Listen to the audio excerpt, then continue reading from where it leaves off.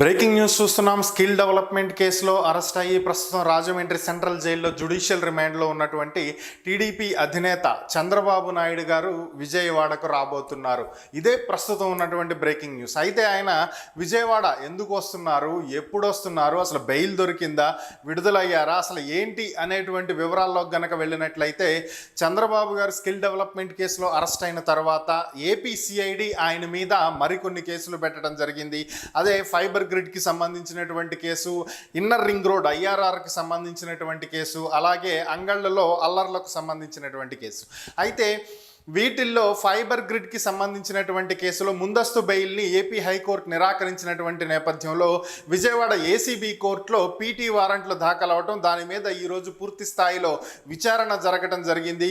అయితే చంద్రబాబు గారి తరపున న్యాయవాదులు ఆర్టీఏ ద్వారా, రైట్ టు ఆడియన్స్ యాక్ట్ ద్వారా తమ వాదనలు కూడా వినాలి అని చెప్పి కోర్టుని అడిగినప్పటికీ కూడా కోర్టు దానికి అనుమతించలేదు. సిఐడి తరపున న్యాయవాదులు మాత్రం పూర్తి స్థాయిలో తమ వాదనలు వినిపించడం జరిగింది. ఫైబర్ గ్రిడ్లో మొత్తం 114 కోట్ల రూపాయలు వివిధ రకాల అకౌంట్లకు జమ అవ్వటం జరిగింది. ఇది అనధికారికంగా అక్రమంగా జరిగినటువంటి ట్రాన్స్ఫర్, ఇది నిబంధనలకు విరుద్ధంగా జరిపారని, అలాగే ఒక కంపెనీ బ్లాక్ లిస్ట్లో ఉన్నటువంటి కంపెనీకి కూడా ఇక్కడ ఇవ్వటం జరిగిందని, దాన్ని కూడా ఆక్షన్లో పార్టిసిపేట్ చేయడం, అంటే టెండర్ దాఖలు చేయటానికి అవకాశం కల్పించారని, ఇది కేవలం దురుద్దేశపూర్వకంగానే చేయడం జరిగిందని, టెండర్ల గడువును కూడా నిబంధనలకు విరుద్ధంగా వారం రోజులు పెంచడం జరిగిందని, దీనంతటికీ పాత్రధారి సూత్రధారి అంతా కూడా చంద్రబాబు నాయుడేనని, ఆయన పాత్రతోటి ఇదంతా జరిగిందని, కాబట్టి ఈ స్కామ్కి మూలకారకుడు ఆయనే అయినటువంటి నేపథ్యంలో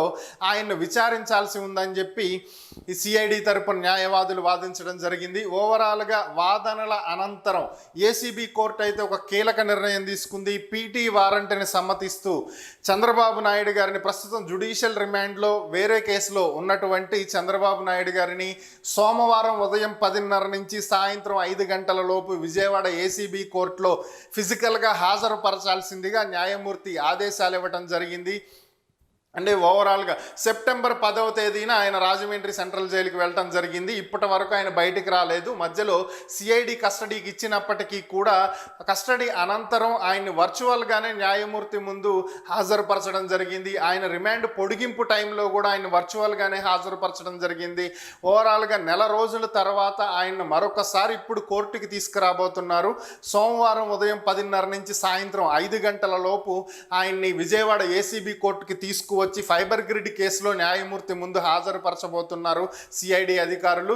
సో దీనికి సంబంధించినటువంటి ఏర్పాట్లు కూడా చకచక జరుగుతూ ఉన్నటువంటి పరిస్థితి. ఓవరాల్గా 1 మంత్ తర్వాత చంద్రబాబు గారు అయితే బయటకు వస్తున్నారు, అది వేరే కేసులో కోర్టులో హాజరవ్వటం కోసం. ఓవరాల్గా చంద్రబాబు గారి కేసులన్నీ కోర్టుల్లోనే తిరుగుతూ ఉన్నటువంటి పరిస్థితి. వీటిల్లో ఏది ఒక కొలిక్ అయితే రాలేదు. ఇవన్నీ ఎప్పుడు వస్తాయి అనేది అయితే వేచి చూడాల్సిందే. మరి రేపు పరిస్థితి ఏంటనేది తెలిస్తే, ఒకవేళ క్వాష్ అయిపోతే మరి రేపే ఆయన బయటకు వస్తారా లేదా అనేది కూడా వేచి చూడాల్సి ఉంది. సుప్రీంకోర్టు ఆర్డర్స్ వచ్చిన తర్వాత ఆర్డర్ కాపీస్ రాజమండ్రి సెంట్రల్ జైలుకి రావాలి. ఆ తర్వాత ఆయన విడుదలవుతారు. ఒకవేళ రేపు కనుక ఆయనకు అనుకూలంగా తీర్పు వచ్చినట్లయితే శనివారమో ఆదివారమో బయటకు వస్తారు. మళ్ళీ సోమవారం తీసుకెళ్ళి కోర్టులో హాజరుపరిచి మళ్ళీ తీసుకెళ్ళి రిమాండ్ వేసేటువంటి అవకాశాలు అయితే చాలా గట్టిగా కనిపిస్తున్నటువంటి పరిస్థితి.